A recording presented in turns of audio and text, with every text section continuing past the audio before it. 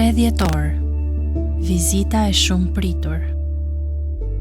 Bekuar qoftë Zoti, Perëndia e Izraelit, sepse e ka vizituar dhe i bëri shpengim popullit të vet, dhe na ngriti bri shpëtimi në shtëpinë e Davidit, shërbëtorit të vet, ashtu si e kishte thënë nëpërmjet gojës së profetëve të tij të shenjtë, që nga kohët e lashta, që ne të shpëtojmë prej armiqve tanë dhe prej dorës së të gjithëve atyre që na urrejnë. Luka 1:68-71. Vërejmë 2 gjëra të jashtëzakonshme te Luka 1:68-71 nga fjalët e Zakarias, bashkëshortit të Elizabetës. Së pari, 9 muaj më herët, Zakaria nuk pati besim se gruaja e tij do të lindte një fëmijë.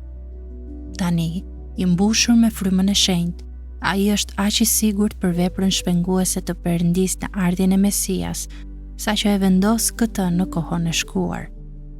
E ka vizituar dhe i bëri shpengim popullit të vet.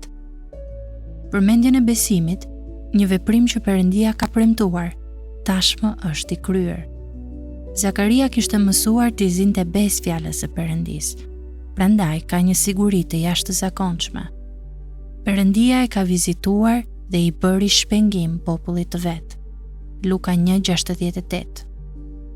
Së dyti, ardhja e Jezusit, Mesias, është vizita e Perëndisë në botën tonë.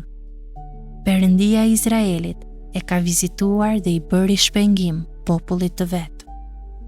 Për shekuj me radhë, populli jude kishte lënguar në bindjen se Perëndia ishte tërhequr, që fryma e profecisë ishte shuar. Izraeli kishte rënëtuar te Romës. Të gjithë njerëzit e perëndishëm në Izrael po pristin vizitën e Perëndisë. Luka na thot se një tjetër burr i moshuar, Simeoni i devotshëm, ishte duke pritur shpengimin e Izraelit. Luka 2:25. Po ashtu, Ana që lutej në tempull, po priste shpengim në Jeruzalem. Luka 2:38.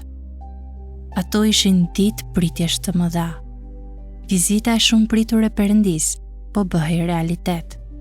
Me të vërtet, ai po vinte ashtu si askush se priste.